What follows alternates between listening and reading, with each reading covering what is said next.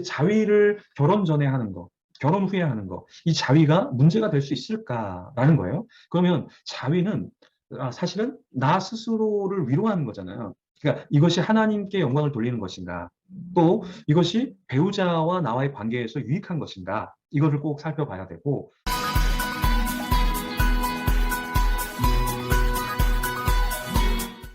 그다음에 이제 자위하는 사람들의 장소가 되게 중요한데, 자위 장소를 따져봐야 돼요. 무슨 말이냐면, 상담을 해보면 중독자일수록 자위의 장소가 이제 이상한 곳으로 옮겨지기 시작한다는 거예요. 무슨 말이냐면, 어떤 사람은 계단에서도 자위를 하고, 어떤 사람은 버스 안에서도 하고, 어떤 사람은 공공장소에서도 하고, 어떤 사람은 정말 생각지 못한 곳에서 이렇게 자위를 하는 사람들이 있어요. 그것이 무엇이냐면 중독되었다라는 것이죠. 그래서 우리가 이것을 잘 보면 장소에 따른 이 자위, 이것이 중독이냐 아니냐, 이것도 판가름할 수 있다는 거예요. 그래서 이 자위에 대해서 조금 더 우리가 살펴볼 텐데, 음란물과 자위 중독은 같이 간다. 질병관리본부가 청소년 6만 8,043명을 대상으로 한번 온라인 조사를 했어요. 청소년 건강 행태 온라인 조사를 했는데요. 성관계 경험이 있다고 응답한 사람은 5% 정도예요. 많지는 않은데, 이제 문제는 뭐냐면 이 5%가 성관계 시작한 연령이 13.2세. 13.2세라는 거는 그 위의 나이도 있지만 그 아래 나이도 있다라는 거잖아요. 근데 이게 지금 다음 세대의 문제이기도 한데, 그러니까 너무 어린 나이에 자위를 하고 어린 나이에 성관계를 하게 되고, 그러면서 어떻게 돼요? 문제는 이것이 임신으로 가게 되고, 이 아이들이 임신을 했을 때 어떻게 해결하는가 봤더니 청소년의 70에서 80%가 낙태를 한다는 거예요. 그러면 일반적인 병원에 가서도 하지만 병원에서 하는 것이 아니라 다른 곳에서 낙태를 하기도 하고, 합법적으로 낙태가 안 되니까 불법적으로 낙태를 하면서 여러 가지 위험 요소를 접하게 된다라는 것입니다. 그래서 이 낙태를 하는 친구들을 이렇게 보면은 성관계를 하는 친구들이 많고, 근데 어릴 때 성관계를 하게 되는 이 친구들을 보면 음란하거나 음욕이나 아니면 잘못된 어떠한 교육을 받아서 성적으로 일탈하게 되면서, 네, 그러면서 이렇게까지 낙태까지 이어진다라는 거죠. 그럼 왜 우리 청소년들이 이렇게까지 갈까? 네, 네, 청소년만 이런 문제가 있는 것이 아니라 이제 청소년 시기부터 장년에 이르기까지 성적 이슈는 계속해서 발생한다라는 거예요. 청소년들을 대상으로 한 자유행위 설문조사에서 중고생이 약 36.8%가 자유행위를 한다라고 이야기를 했어요. 그중에서 남학생이 67.3%, 그리고 여학생 조금 낮은 퍼센트를 보이긴 했지만, 이제 문제는 뭐냐면 그중에 18%가 초등학교 때 자유행위를 경험했다라는 거예요. 그래서 저도 다음 세대 상담을 하지만 대부분 이 자유에 대해서, 성관계에 대해서 이야기를 나누면 대부분 초등학교 때, 중학교 때 경험이 대부분이라는 거예요. 그래서 이런 중독에 빠져드는 것이 나이가 들어서 빠지는 것이 아니라 어릴 때, 그리고 부모님에게 뭔가를 이야기하기 어려운 나이대에 이미 굉장히 일찍 사춘기가 오고 일찍 성에 눈을 뜨는 친구들이 상당히 많다라는 것입니다. 그러면 우리에게 적당한 자위, 건강한 자위, 그런 것이 있을까라 그랬을 때 이런 것을 주장하는 사람들이 있어요. 그 근거가 뭐냐면 전립선 질환의 발생을 줄여준다. 정액 생성 장애가 뭐 그렇게 생기지 않을 수 있다. 그리고 뭐 생식기의 염증 질환 발생, 그런 거 뭐 생기지 않는다. 네, 이렇게 주장하는 사람도 있고요. 네, 오히려 또 반대로 생식기의 염증 질환이 발생할 수도 있다. 그리고 정액 생성에도 장애가 될 수 있다. 전립선 질환도 발생할 수 있다. 이렇게 이야기하는 분도 있습니다. 그러면 이것이 어떤 것에 의해서 나눠질 수 있냐면, 이제 너무 많이 하게 되면 오히려 생식기에 염증이 생기게 되고, 너무 많이 하게 되면 정액이 생성하기도 전에 자위를 계속해서 하게 되고 장애가 있을 수 있다라는 거예요. 네, 전립선도 해서 건강해진다는 사람이 있고, 너무 많이 하면 문제가 생길 수 있다라고 이야기하는 사람도 있다라는 거죠. 그럼 자위는 젊은이의 정신 건강에도 유익하다는 의견. 네, 그러나 제가 상담을 해보니까 이게 젊은이들 중에서 또 나이가 들어서도 정신 건강에는 도움이 되지 않는다라는 거예요. 상담을 해보면 대부분 남자 같은 경우는 하루에 두세 번 이상, 그리고 여자 같은 경우는 하루에 5번에서 7번 이상 정도가 자위 중독으로 고민을 하는 사람들이 대부분이에요. 그러면 이 하루에 몇 번을 자위를 한다라는 거는 무슨 말이냐면, 이거는 거의 중독자라는 이야기고, 시간만 나면 자위할 생각, 그리고 자위의 시간을 거의 많은 시간을 쓰고 있다는 거예요. 그래서 어떤 친구는 학교를 안 가는 날 혹은 시험을 보고 일찍 집에 들어와서 집에 아무도 없으면 하루 종일 자위를 하는 친구들이 대부분이에요.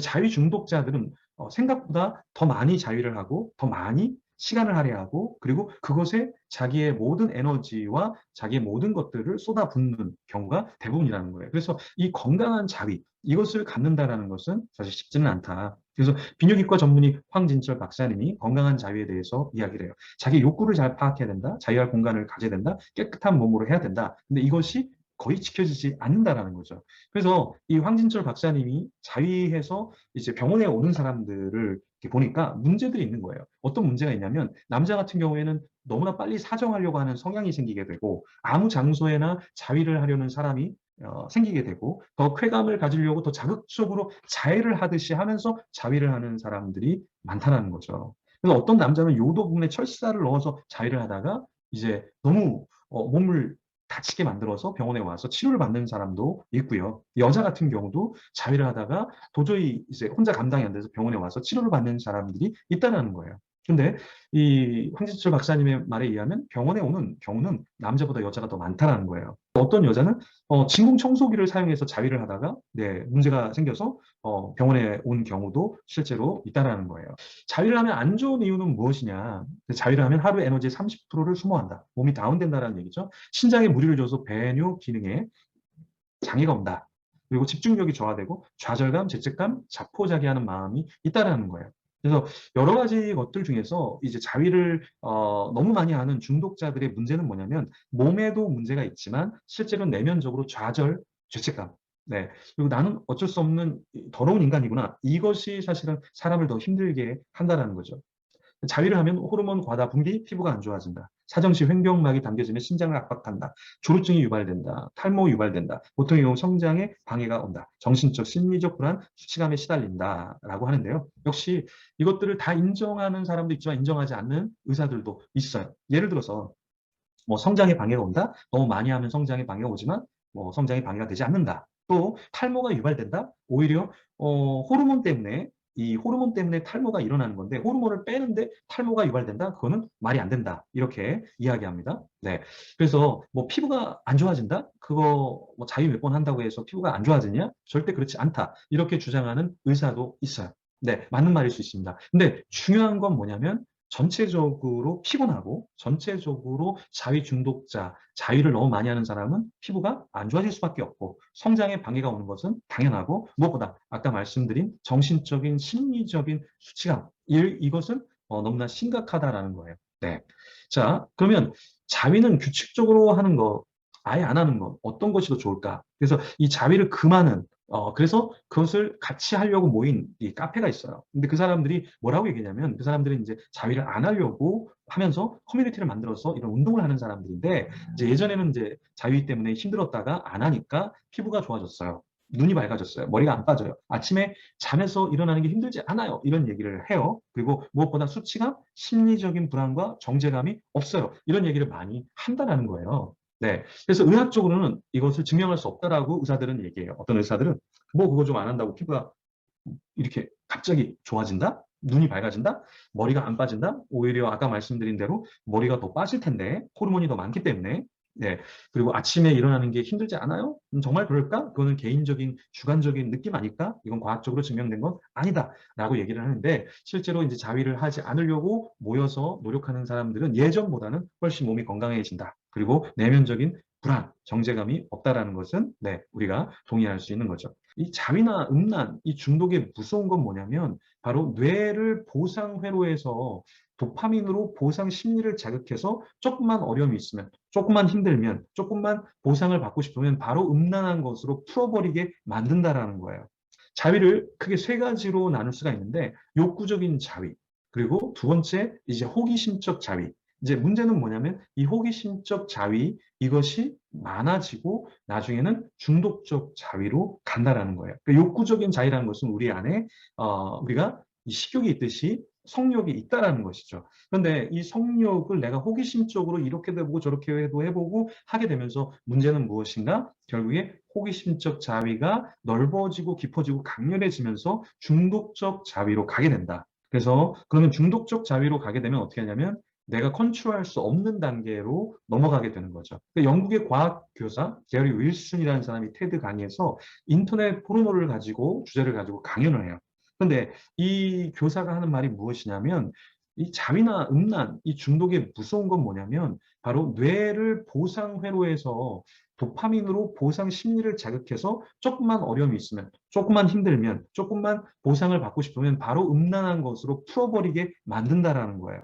그래서 자위를 할 때 역시 뇌에서 도파민이 분비가 되는데 이 도파민은 모든 중독에 중독될 때 나오는 호르몬이잖아요. 근데 이것이 분비가 많이 되면서 델타 포비스 분자 스위치를 작동하고 그러면 도파민이 너무 과다하게 분비가 되면 우리 인간의 뇌는 이렇게 모아져 있는데 그것이 많이 나오면 어떻게 되냐? 이 뇌를 벌어지게 만들고 구멍이 뚫리게 만들죠. 근데 모든 중독에 술 중독도 그렇고 도박 중독도 그렇고 게임 중독도 그렇고 도파민이 많이 쏟아지면 똑같이 다 뇌를 녹여버린다는 거예요. 뇌를 망가뜨리게 되는 거죠. 그래서 중독된 순간 모든 중독은 우리 뇌를 어떻게 만드냐? 뇌가 쪼그라들게 만들고 뇌가 갈라지게 만들고 구멍이 뚫리게 만든다는 거예요. 왜냐하면 과도하게 도파민이라는 호르몬이 쏟아지면서 이 뇌를 녹여버리기 때문에 그렇다는 것이죠. 자, 호르몬, 도파민, 델타 포비스에 의해서 세 가지 물리적인 변화가 일어나는데 첫 번째는 의욕이 상실된다.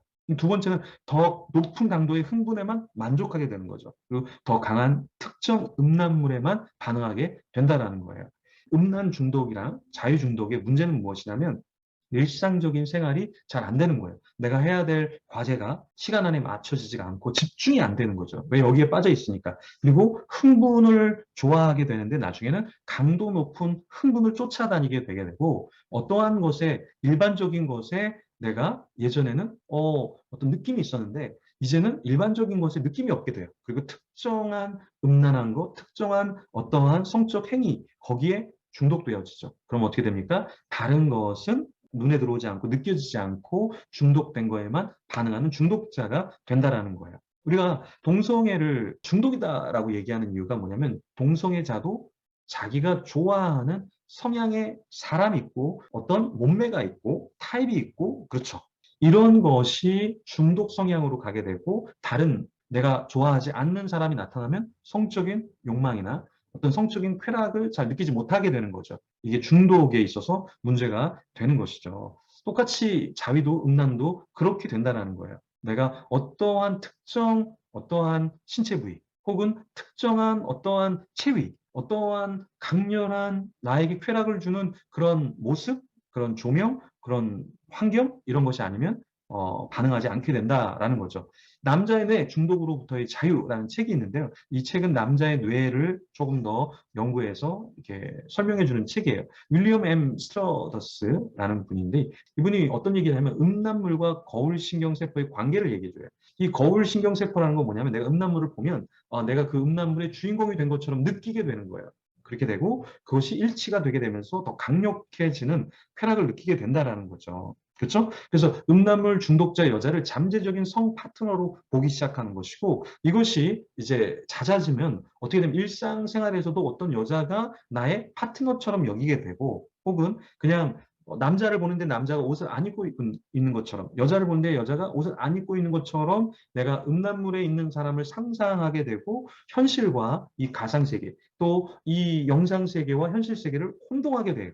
그래서 나중에는 사람이 제정신이 아닌 게 되는 거죠. 좀 자유는 죄인가 혹은 죄가 아닌가 이걸 굉장히 많이 사람들이 묻고 이야기를 하죠. 어떤 목회자는 자유가 죄가 아니라고 이렇게 이야기를 실제로 했습니다. 근데 예수님은 뭐라고 말씀하셨어요? 나는 너에게 이르노니 음욕을 품고 여자를 보는 자마다 마음에 이미 간음하였느니라. 근데 이 목회자는 아마 성경을 잘 모르는 것 같아요. 네, 성경에서는 분명히 음욕을 품고 여자를 보는 것 이것 자체가 간음이라고 했는데 이 자위를 하고 음란을 즐기는 것이 죄가 아니다. 이렇게 이야기하는 것은 어떤 근거로 이야기를 하는 것인지. 자, 구성의 성강사 분이 있죠. 네, 예전에 활동을 굉장히 많이 한 분인데 이분이 이런 얘기를 했어요. 어머니들한테 아이들이 자유행위를 잘할 수 있도록 깨끗한 휴지를 마련해 주라. 이렇게 얘기했어요. 근데 이분이 나중에 강의를 할 때 뭐라고 얘기를 하냐면 자유행위에 대한 정답은 뭘까? 이분이 이렇게 얘기해요. 자유를 하면 할수록 백해 무익한 것이 자유다. 실제로 이 구성애 씨가 하는 이야기는 뭐냐면 사람에겐 에너지가 있는데 그걸 성적인 에너지로 다 소진할 것인가 아니면 스포츠와 공부 어떤 꿈을 위한 에너지로 바꾸어서 사용할 것인가. 그런데 자위행위, 음란으로 이 에너지를 다 써버리면 백해에 무익하다는 말이에요. 사실 우리가 이제 성경도 반쪽짜리만 알아요.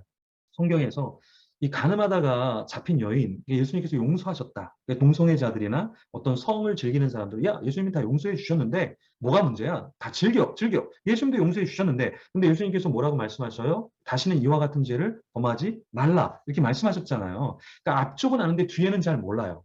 그러니까 자위도 마찬가지로, 구성의 강사가 하라고 했어. 그거 괜찮다고 했어. 근데 그분의 강의를 끝까지 듣거나 그분의 요지가 무엇인가를 조금 더 캐치한다면 훨씬 더 좋지 않을까. 자, 불교에서는 어떤 입장을 가질까요? 부정적인 입장을 갖고 있어요. 율전이라는 법전에서 뭐라고 얘기해요? 자위행위를 하지 말라 이렇게 이야기하고요. 여인의 몸을 만지지 말라 이렇게 이야기하고요. 여자들과 음담 패설을 하지 말라 이런 이야기를 했어요. 이게 계율 조항으로 이렇게 나오는데 불교에서는 자위행위 그리고 여자를 음란하게 보는 거, 만지는 거, 그리고 이 야한 이야기를 하는 것들, 네, 이런 것들은 바르지 않다라고 가르치고 있습니다. 그렇다면 카톨릭은 자유에 대해서 어떻게 생각할까요? 카톨릭에서도 자유행위를 중죄라고 얘기해요. 무거운 죄. 그래서 카톨릭 교리서 2352항에 이렇게 직접적으로 언급하고 있어요. 십계명에 간음하지 말라를 어기는 행위다. 그렇기 때문에 이것은 합법하지 않다. 성경적이지 않다라고 카톨릭에서도 정의를 내리고 있습니다. 그럼 기독교는 자유를 어떻게 볼까요? 장로의 신앙 고백서 웨스트민스터 소결의 문답 여기에 보면은 자위가 죄라는 언급은 없어요. 그러면 죄라는 언급이 없으니까 해도 되는가 안 되는가? 성경의 해석의 원리는 전체의 해석의 원리를 가지고서 우리가 이해를 해야 되잖아요. 그러니까 어떠한 특정한 부분에 죄야 하지 마라는 언급은 없지만 큰 틀에서 이걸 어떻게 해석해야 될까요? 예수님께서 음욕을 품고 간음하는 것은 합법하지 않고 성경적이지 않다라고 말씀하셨다면 역시 음욕을 품고 자유하는 것을 간음으로 보지 않을 것인지 그럴 것인지 이것을 우리가 성경적으로 생각한다면 네, 예수님의 말씀을 우리가 기억해야겠죠.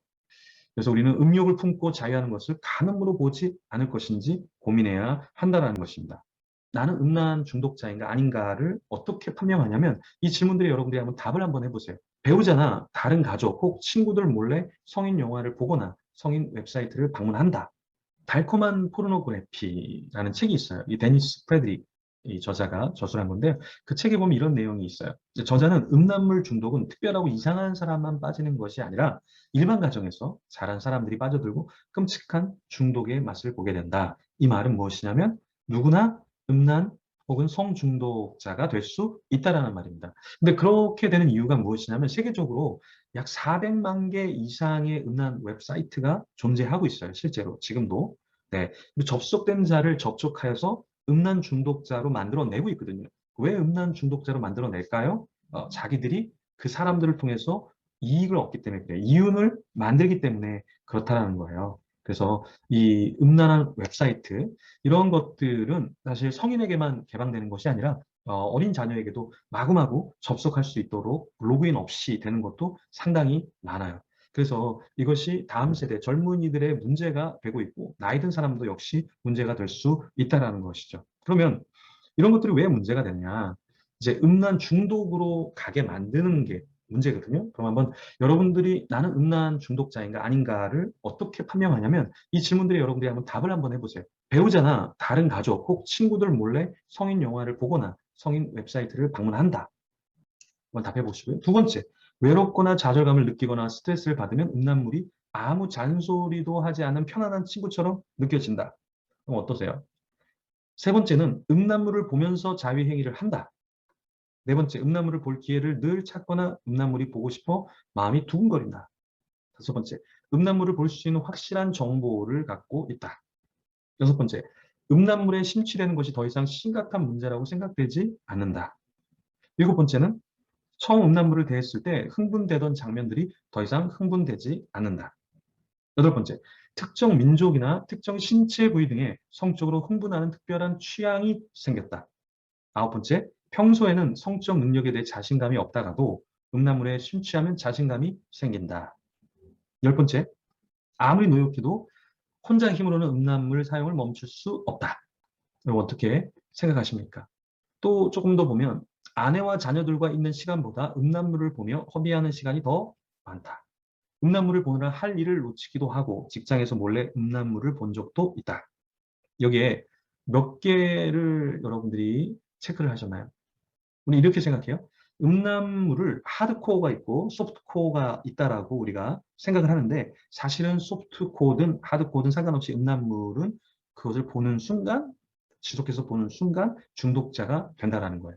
그러면 이 중독이 됐다라는 것의 특징이 뭐냐면 이성에 대해 성적 호기심과 호감을 갖는 건 정상이지만 이걸 넘어서서 음란물에 중독되면 특정 의상, 액세서리, 음악, 배경, 조명에도 성적으로 흥분하게 된다는 거예요. 일반적인 사람은 배경, 조명, 음악 이것이 성적인 흥분으로 이어지지 않는데 이제 중독이 되면 음란물에 중독이 되면 이런 것에 따라서도 충분히 흥분하기 시작하고 변태적으로 바뀌게 된다는 거죠. 그러면 음란물 중독의 문제는 스스로 그만둘 수 없다라는 것이 바로 큰 문제죠. 자신은 그만둘 수 있다고 하지만 그 늪을 빠져나올 수 없는 것. 이것이 음란 중독, 성 중독의 특징이라는 거예요. 그래서 우리가 셀프 체크 질문지를 우리가 12개를 아까 체크를 했는데 여기서 여러분들이 몇 개가 나왔다면 거의 이제 성 중독자다, 음란 중독자다라고 볼 수 있다는 거예요. 왜 그러냐면 이 중독, 특히 성 중독이라는 것은 많은 것에 체크를 하지 않아도 몇 개만 체크해도 그것이 성 중독으로 가고 있고 성 중독에 빠져 있다라는 거예요. 이 음란 성 중독은 다른 중독에 비해 훨씬 더 강력하고 파괴력이 있기 때문에 몇 가지만 내가 중독됐다 해도 그 중독으로 깊이 빠져 들어가게 된다는 거예요. 중독의 네 단계를 이렇게 얘기해요. 첫 번째는 호기심, 두 번째는 의존, 세 번째는 중독되고 그 다음엔 행위적인 패턴, 행동이 나타나기 시작한다는 거예요. 그러니까 처음부터 행동이 나타나는 게 아니라 사실 중독되어지고 중독되기 전에 의존하게 돼요. 그리고 의존하게 되네 전에 의존하기 전에 호기심에 빠져서 살게 된다는 거죠. 성중독의 특이성을 영혼에 직접적으로 타격을 입히는 것 이렇게 봅니다. 무슨 말이냐면 이 성중독은 그만큼 강력한 거예요. 그래서 성중독은 엔돌핀을 분비해주는 중독 가운데 하나로 오르가즘. 이것은 절정을 느끼게 하여 그 중독성이 다른 중독보다 굉장히 커요. 그러니까 다른 중독은 중독되어도 서서히 중독되어지고 나중에 조금 더 나올 수 있는 확률이 높다면 중독 자체는 확률이 낮아요. 그런데도 성중독에 비해서는 빠져나올 수 있는 확률이 높다면 성중독은 다른 중독에 비해서 빠져나올 수 있는 확률이 훨씬 더 적다라는 거예요. 왜? 중독이 강력하기 때문에 그렇다라는 거죠. 포르노그래피 중독자의 특징 12가지. 어떤 것이 있는지 한번 볼게요. 첫 번째는 남들도 다 그렇고 그냥 호기심에서 보는 것이라는 기만. 이런 기만이 있어요. 남들도 다 그런데 뭐 호기심으로 보는 거 아니야? 이런 생각이 있다라는 거예요. 두 번째는 스스로 음란물을 숨기고 보면서 어떻게 됩니까? 자신을 고립시킨다라는 거예요. 세 번째는 수치심을 느끼고 괴로워하지만 금방 잊어버리고 태연해. 그러니까 이게 반복이 되기 시작하죠. 네 번째는 성적 학대를 경험한 사람. 그런데 그것을 또 경험을 시키는 거예요. 다른 사람. 이게 성중독자의 특징이라는 거죠. 그리고 결혼이 늦어지면서 자연스러운 현상이라고 착각하면서 어떤 포르노그래피나 어떤 잡이나 어떤 성적인 것을 돈으로 사면서 그 성중독에 노출이 되어지고 중독자로 살아간다는 거죠. 자, 여섯 번째. 점점 더 수위를 높여가는 하드코어, 이 경지에 이르게 되는 거. 일곱 번째, 이성에 대한 왜곡, 그리고 성에 대한 도착증이 일어나기 시작하죠. 여덟 번째, 음란물을 보지 않으면 무기력과 흥미가 없게 돼요. 이게 뭐냐? 중독되면 중독된 자는 술을 마시는 사람은 술을 봐야 활기가 있고 재미가 있어요. 도박하는 사람은 도박 사이트에 접속되는 순간 활력이 넘쳐요. 너무 신이 나요. 마찬가지로 성중독자도 음란물을 보지 않으면 성적인 어떤 행위가 없으면 무기력하게 되고 재미가 없는 거죠. 과도한 비용을 지출하고 공부와 일 이런 것은 방관하게 되는 것. 이게 바로 중독자의 삶이죠. 무기력감과 성병에 노출되고요. 음란물과의 외도. 그러니까 우리가 생각할 때는 이게 무슨 외도야? 그런데 음란물에 중독되고 성에 중독된 사람은 배우자와의 관계를 하지 않고 가족을 돌보지 않고 오히려 음란물과 성 중독에 빠져 살면서 외도를 하게 된다는 거예요. 일상생활과 성적 탐닉의 두 얼굴. 그건 무엇이냐면 우리가 이제 성 중독자나 어떤 음란 중독자를 빨리 캐치하지 못하는 것은 이중생활을 철저하게 하기 때문에 그래요. 이중생활을 철저하게 하면 들키지 않거든요. 그러니까 들키지 않으니까 내가 중독인데 이중생활을 철저히 하니까 여기 갭이 있죠. 이 갭 때문에 사람은 어떻게 되는가? 망가지기 시작하는 거예요. 나는 이런 사람인데 이 안에 이렇게 썩어가고 있는데 겉은 괜찮은 척 하다 보니까 여기서 오는 갭. 이 갭을 계속 유지하려고 하다 보니까 굉장히 피곤한 거예요. 그리고 괴로운 거예요. 그리고 어때요? 인생이 힘든 거예요. 쾌락도 맛보지만 내가 괜찮은 사람인 척 연기하고 그렇게 살아가려고 하다 보니까 이 삶이 만만하지 않은 거예요. 그래서 중독자들도 빨리 중독을 노출시키고 상담받고 싶고 나오고 싶지만 계속해서 연기를 하기 때문에 빠져나오기가 좀처럼 쉽지 않다라는 거예요. 음란물과 자유의 문제는 무엇이냐? 바로 이기적이라는 거예요. 이기적이라는 말은 뭐냐면 자기 자신, 자신의 일, 자신의 가정, 배우자, 이런 배우자를 사랑하지 않는 것. 왜요? 음란물을 너무 좋아하고 성에 중독되어서 그것에 너무 많은 시간, 에너지, 재정을 쓰다 보니까 내가 진짜 사랑해야 될 것들을 사랑하지 않는 이기적인 삶을 살게 된다는 거죠. 포르노그래피의 문제는 무엇이냐? 그런 걸 보면서 그런 영상물이 교과서로 자리를 잡아요. 텍스트로 자리를 잡아요. 그래서 어떻게 해요? 그러니까 실제가 아닌데 그게 실제인 것처럼 느끼고 그렇게 행동하고 그렇게 쾌감을 가져보려고 하고 그렇게 살아가려고 하다 보니까 나중에는 성범죄자가 돼요. 성범죄자가 되면 어떻게 됩니까? 결국에 감옥에 가거나 재판을 받게 되죠. 왜 그럴까요? 이게 그렇게 내가 중독된 것이 교과서가 되고 교재가 되다 보니까 따라하려고 하다 보니까 결국에 문제가 생기게 된다는 거예요.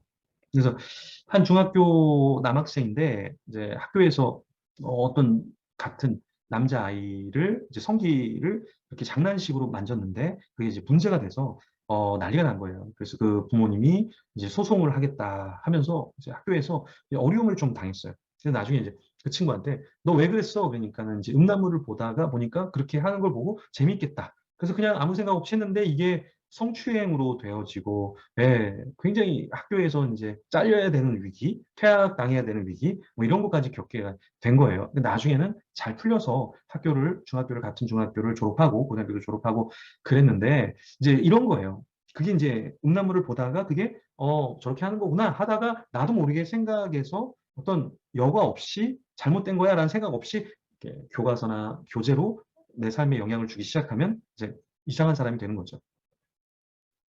자, 음란물 중독의 두 가지 위험 요소는 첫 번째는 내성이에요. 두 번째 금단 현상인데 내성이라는 건 뭐냐면 내성은 항상 내가 처음에 느꼈던 쾌락만큼 느끼면 되는데 그 내성화가 일어나면 느껴지지가 않는 거예요. 옛날만큼. 그래서 더 강력한 거, 더 시간도 길고 더 자극적인 거, 더 강력한 거, 네. 그리고 그런 것을 찾아서 내 인생의 모든 것을 다 쏟아붓는 거. 이게 뭐냐? 내성이에요, 내성. 그러니까 처음에는 조금만 이렇게 야한 게 있으면 굉장히 이 쾌감이 높았고 그것으로 만족을 했는데 나중엔 그런 게 만족이 되지 않는 거예요. 왜? 이게 내성하거든요. 그러니까 술도 그렇고 담배도 그렇고 게임도 그렇고 모든 중독의 가장 무서운 건 내성이에요. 게임을 한시간 하던 친구가 한시간만 하는 게 아니라 5시간, 10시간을 해야 돼요. 그럼 음란물 중독자도 한시간 보는 게 아니라 한시간, 2시간, 3시간, 4시간, 5시간 계속 길어져요. 왜요? 내성화 때문에 그렇다는 거예요. 금단 현상이라는 게 뭐예요? 끊지를 못하는 거예요. 끊으면 초조하고 불안하고 잠이 안 오고 뭔가 이상하고 예. 그러면서 어떻게 돼요? 계속 반복하게 되는 거. 이게 음란물 중독. 모든 중독의 똑같은 위험 요소죠. 그게 뭡니까? 바로 내성과 금단 현상이다. 그래서 중독은 끊을 수가 없는 거예요. 이 두 가지 때문에. 이런 성 중독의 탈출 단계는 이래요. 첫째는 솔직해야 돼요. 솔직히 성 중독자임을 인정하는 거. 근데 모든 중독의 첫 번째 단계, 12단계 회복 프로그램의 첫 번째도 내가 중독자입니다. 라는 걸 시인하는데 이 시인을 잘 못해요. 그럼 어떻게 됩니까? 계속 중독자로 있게 되는 거죠. 두 번째는 진실한 회개와 돌이킴. 이 회개와 돌이킴이라는 것은 그러니까 생각만 그렇게 하는 게 아니라 나의 삶의 모든 것에 있어서 돌이킴이 있어야 돼요. 틀이 바뀌어야 돼요. 예전 것에 대한 잘못됐다는 생각이 확실히 있어야 된다라는 거죠. 세 번째는 뭐냐면 영상물이 아니라 실제 사람을 사랑하는 거예요. 그러니까 영상물에서 가짜로 만들어 놓은 그런 것들, 저렇게 쾌락을 추구하는 거야? 저렇게 상대방을 대하는 거야? 이런 게 아니라 실제 사람과 사랑을 하면, 가짜인 영상물들이 시시해지고, 이거는 아니구나, 라는 거를 알게 되는 거죠. 네 번째는, 상담자에게 상담을 받는 것인데, 제가 이 중독에 관련된 책들을 쭉 다 읽어보면, 대부분 전문의들이 하는 공통적인 내용 중에 한 가지가 뭐냐면, 진짜 상담사를 잘 만나야 된다. 이런 얘기들을 다 강조하거든요. 이 말은 뭐냐면, 예를 들어서 내가 암에 걸렸어요? 그러면 암을 잘 치유하는 사람한테 가야 되겠죠.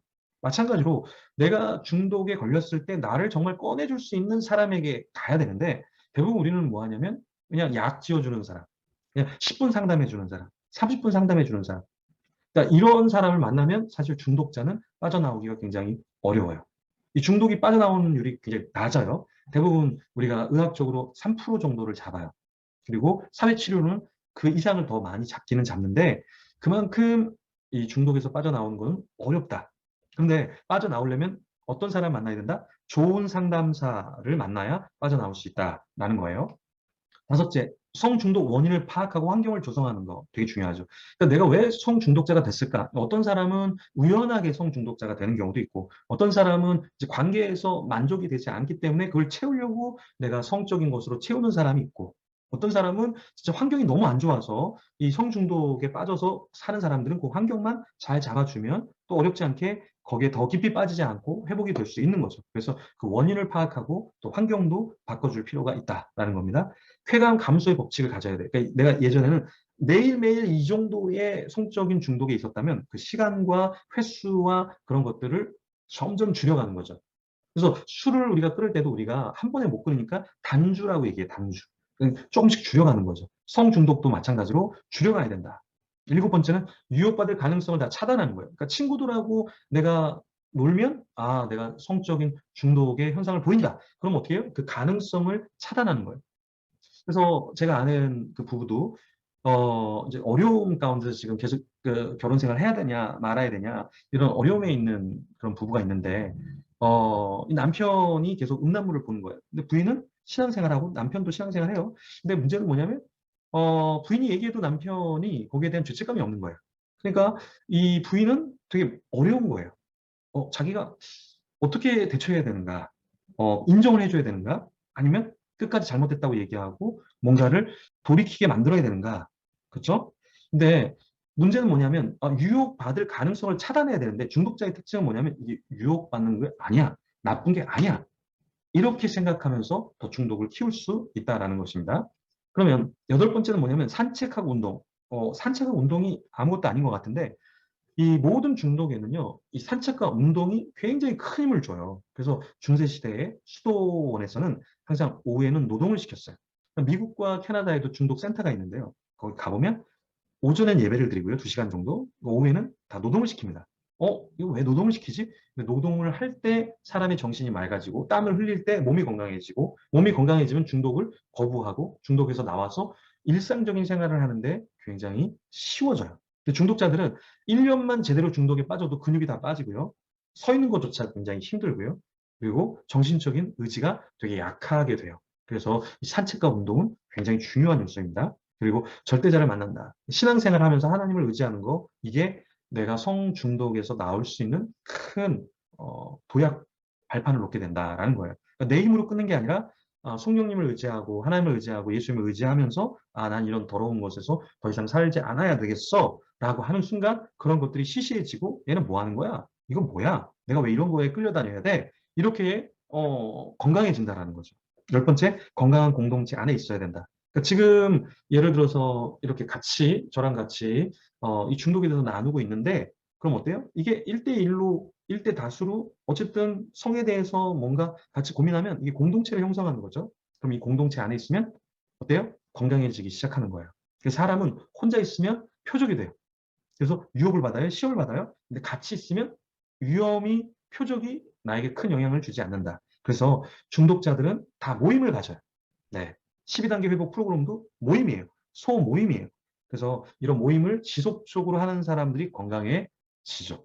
그렇죠? 그래서 언어를 배울 때도 같이 배우면서 서로 퀴즈를 내고 같이 회화를 하고 같이 시험을 보고 하면 실력이 빨리 느는데 혼자서 하면 잘하는 거예요. 어느 정도로 공부해야 돼? 감이 잘 안 쓰죠. 중독도 똑같아요. 같이 공동체 안에 있을 때 회복률이 굉장히 높습니다.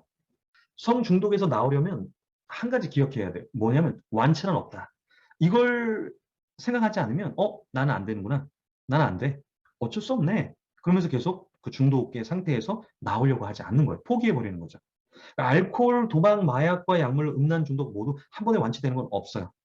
시간이 오래 걸려요. 그리고 오래 걸려서 시간이 걸려 치유되어도 다시 중독되기가 너무나 쉽다라는 거예요. 그래서 제가 한 자매님을 상담을 했는데 5년 동안 술 중독자였어요. 그리고 5년 동안 술 중독자의 삶을 살지 않았어요. 근데 5년 뒤에 술 냄새를 맡고 술을 마셨는데 예전보다 훨씬 더 심각한 중독자가 되었어요. 마찬가지예요. 이 중독에서 내가 치유가 됐다고 하더라도 우리가 암에 걸리면 다시 6개월마다 5년 동안 검사를 하잖아요. 똑같아요. 중독에 걸렸다라는 건 뭐냐면 나는 중독자가 되기가 훨씬 더 쉽다라는 얘기예요. 그렇기 때문에 내가 시간이 걸려서 완치가 되더라도 완치란 없다. 내가 또 다시 넘어질 수 있다는 것을 항상 생각해야 됩니다. 그래서 이것이 인정되지 않고 이런 거에 대한 개념이 없으면 나는 괜찮아. 예전하고 달라. 나는 뭐 전혀 유혹받지 않아. 그러다가 다시 유혹받을 수 있다는 거예요.